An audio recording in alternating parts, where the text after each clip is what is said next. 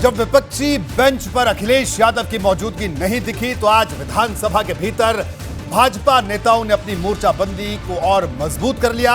अखिलेश की गैर हाजिरी पर को वो बार बार मैनपुरी चुनाव से जोड़ते नजर आए। हर नेता यही दोहरा रहा था कि अखिलेश प्रचार की वजह से थक चुके हैं।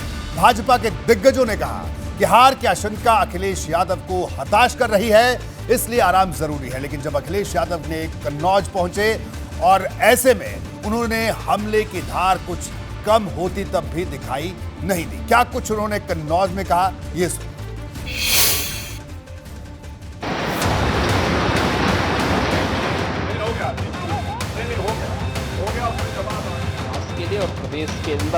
विधानसभा के शीतकालीन सत्र में दूसरे दिन भी अखिलेश यादव के नहीं पहुंचने पर सियासी संग्राम छिड़ गया। भाजपा ने तीखा हमला बोलते हुए पूछा कि सत्र के पहले दिन तो मैनपुरी में मतदान की वजह से नहीं आए, लेकिन दूसरे दिन ऐसी दूरी क्यों? भाजपा के नेताओं ने सवाल किया कि आखिर नेता प्रतिपक्ष सदन में नहीं होगा तो जनता के मुद्दे कौन उठाएगा? श्री अखिलेश यादव जी मैनपुरी में प्रचार करते करते करते करते बहुत थक गए। भाजपा ने थका दिया उनको। कुछ आराम करने वाले थे, लेकिन इस समय थकाने का काम किया गया, तो थोड़ा आराम कर रहे होंगे। यद्यपि नेता प्रतिपक्ष के नाते उनको तो जितने दिन सदन की कार्रवाई चलती है उनको सदन में रहना चाहिए। कल चुनाव था वहाँ लोकसभा का, तो उसके कारण वहाँ के मतदाता हैं, तो ये कह सकते हैं कि हम इसलिए नहीं आए। लेकिन आज नहीं आए तो थकान है, आराम कर रहे हैं। भाजपा की तरफ से एक एक कर दोनों उप मुख्यमंत्रियों ने अखिलेश यादव को कटघरे में खड़ा किया। ये उनका प्रभु है। समाजवादी पार्टी के लिए प्रदेश प्रथम नहीं है, उनकी परिवार प्रथम है। हमारी पार्टी, हमारी सरकार के लिए उत्तर प्रदेश के 25 करोड़ लोगों का जीवन स्तर में बदलाव लाना प्राथमिकता है। पार्टी के राष्ट्रीय अध्यक्ष पर भाजपा के इस तीखे हमले का जवाब देने सपा के प्रदेश अध्यक्ष नरेश उत्तम पटेल आगे आए। उन्होंने दलील दी कि अखिलेश कन्नौज के तिरवा गए हैं, वहाँ वो पार्टी के नेता और पूर्व विधायक और मंत्री विजय बहादुर पाल के निधन की वजह से उनके परिजनों को सांत्वना देने पहुंचे हैं। देखिए, हमारे पार्टी के वरिष्ठ नेता, सरकार के पूर्व मंत्री विजय बहादुर पाल जी जो तिरवा कन्नौज से एमएलए कई बार हुए, मंत्री हुए, उनका आज अचानक डेथ हुआ है। उस पर माननीय राष्ट्रीय अध्यक्ष जी कन्नौज जिले में तिरवा विधानसभा के पूर्व मंत्री, पूर्व विधायक के शोक संवेदना में गए हैं। उधर अखिलेश यादव भाजपा के इस तीखे हमले से बेफिक्र दिखे। उन्होंने कन्नौज के तिरवा के विधायक रहे विजय बहादुर पाल के परिजनों से मुलाकात के बाद कहा कि भाजपा की मौजूदा सरकार के दौरान लोकतंत्र खतरे में है और इसे मिलकर बचाना होगा।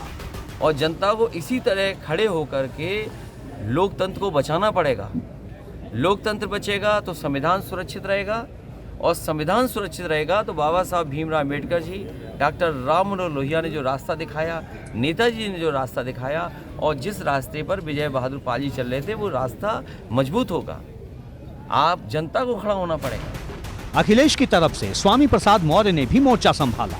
स्वामी ने कहा कि राज्य सरकार के पास सिवाय लच्छेदार भाषण के कुछ और नहीं, इसलिए वो ऐसे मुद्दे उठा रही है जिससे जनता का ध्यान भटके। राष्ट्रीय अध्यक्ष श्री अखिलेश यादव जी को आना था, लेकिन हमारे कन्नौज जनपद में पूर्व मंत्री श्री पाल जी के निधन के फलस्वरूप उनके आवास पहुंच गए हैं, इसलिए नहीं आ पाए।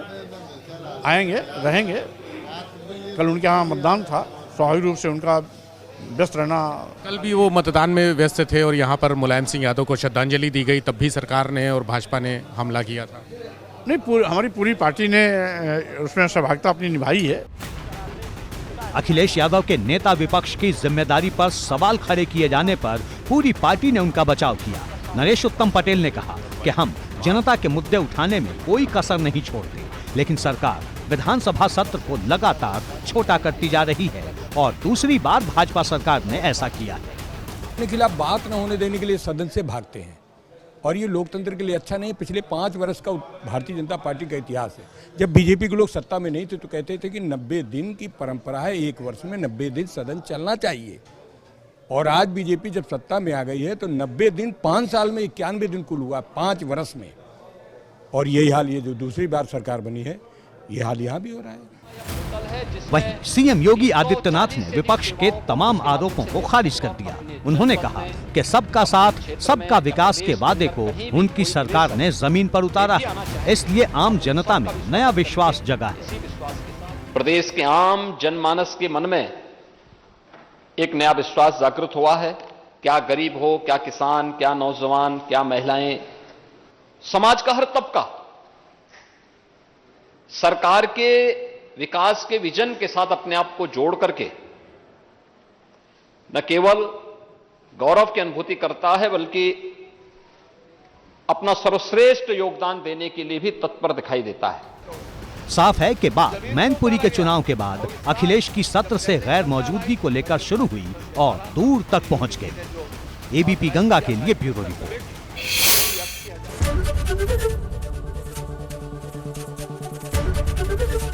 एबीपी गंगा, खबर आपकी, जुबान आपकी।